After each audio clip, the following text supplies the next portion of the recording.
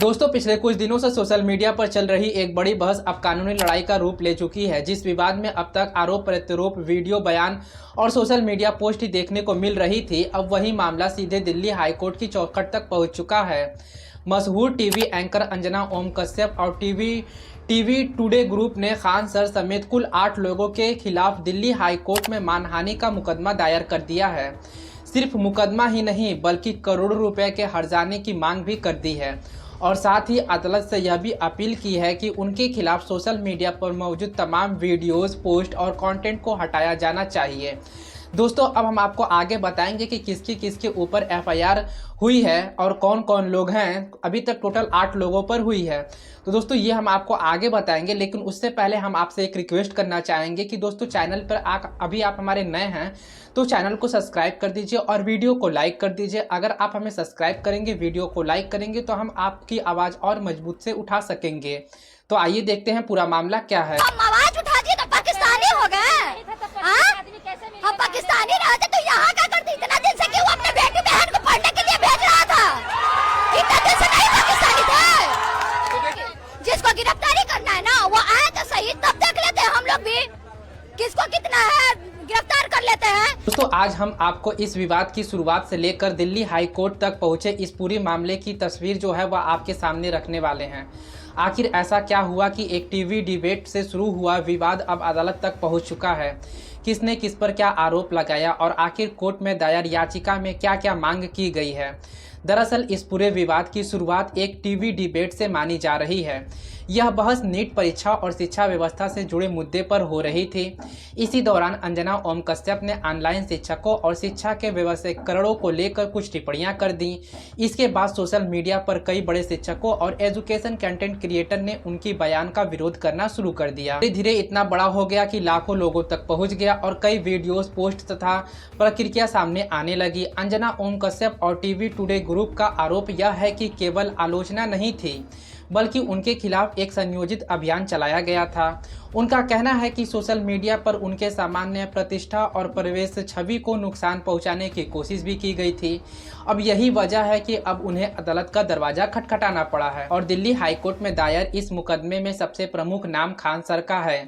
याचिका में फैसल खान उर्फ खान सर को प्रमुख प्रतिबिंदु में शामिल किया गया है। इसके अलावा अभिनय शर्मा सर जो अभिनय शर्मा मैथ वाले सर हैं, उनका भी नाम है, बबीता त्यागी का भी नाम है, अरविंद भदौरिया का नाम है, मनीष यादव का नाम है। मनीष यादव समेत कई सोशल मीडिया हैंडल और एक यूट्यूब न्यूज़ चैनल का भी नाम जो है वह इसमें शामिल है। नहीं दोस्तों, गूगल और एक्स मेटा जैसे बड़ी टेक कंपनियों को भी इस मामले में पक्षकार बनाया गया है ताकि विवादित कंटेंट को हटाने की प्रक्रिया सुनिश्चित की जा सके। अब दोस्तों, सवाल यहाँ पर ये उठ रहा है कि आखिर याचिका में क्या क्या कहा गया है। अदालत में दायर दस्तावेजों के अनुसार वादियों का कहना है कि सोशल मीडिया पर उनके खिलाफ लगातार ऐसे वीडियोज और पोस्ट डाले गए थे जिनमें उन्हें अपमानजनक शब्दों से संबोधित किया गया था, उनकी ईमानदारी पर सवाल उठाए गए थे और व्यक्तिगत टिप्पणी की गई थी।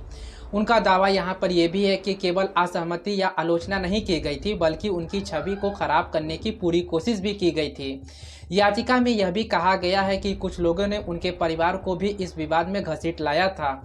आरोप लगाया गया है कि उनकी बेटी से जुड़ी निजी जानकारी तक सार्वजनिक मंचों पर साझा की गई थी, जिससे परिवार की सुरक्षा और निजता को लेकर गंभीर चिंताएं पैदा हुई थी। वादियों का कहना है कि इस तरह की जानकारी का सार्वजनिक बहसों से कोई संबंध नहीं था और इसका उद्देश्य केवल दबाव बनाना था और परेशान करना था। अंजना ओम कश्यप और टीवी टुडे ग्रुप का दावा यह भी है कि सोशल मीडिया पर मौजूद इन पोस्ट और वीडियोस के कारण उन्हें लगातार ट्रोलिंग किया गया है, धमकियां दी गई है, अपमानजनक संदेश का सामना करना पड़ा है। उनका यहाँ पर यह भी कहना है कि इसका असर केवल उनकी व्यक्तिगत छवि पर नहीं बल्कि उनके पेशेवर पहचान और विशेषताओं पर भी पड़ा है। और याचिका में एक महत्वपूर्ण बात यहाँ पर यह भी कही गई है कि जिन लोगों ने उनके खिलाफ बयान दिए हैं ना, वे साधारण सोशल मीडिया यूजर्स नहीं हैं। उनमें से कई ऐसे शिक्षक और कंटेंट क्रिएटर हैं जिनके लाखों फॉलोअर्स हैं और जिनकी बातें का व्यक्तिगत प्रभाव पड़ता है। इसलिए उनके द्वारा दिए गए एक बयान का असर भी बहुत अधिक हुआ है। मतलब जो ये वो लोग बयान दिए हैं उसका असर बहुत ज़्यादा हुआ है। वहीं सामग्री तेजी से लाखों लोगों तक पहुंच गई। दोस्तों वादियों का यहां पर यह भी कहना है कि शुरुआती वीडियोस और पोस्ट के बाद दूसरे लोगों ने भी उनकी सामग्री को शेयर करना शुरू कर दिया था, जिससे कथित मानहानि का दायरा और ज़्यादा बढ़ जाता है। उनके अनुसार यह कोई एक दो वीडियो का मामला नहीं है, बल्कि लगातार चलने वाला अभियान था जिसने उनकी प्रतिष्ठा को गंभीर नुकसान पहुंचाया है। और दोस्तों इन्हीं दलीलों के आधार पर अदालत से कई महत्वपूर्ण मांग की गई है। सबसे पहली जो मांग यहाँ पर यह है कि सोशल मीडिया प्लेटफॉर्म पर मौजूद वह सभी वीडियोस, पोस्ट और कंटेंट हटाए जाएं जिन्हें मानहानि बताया गया है।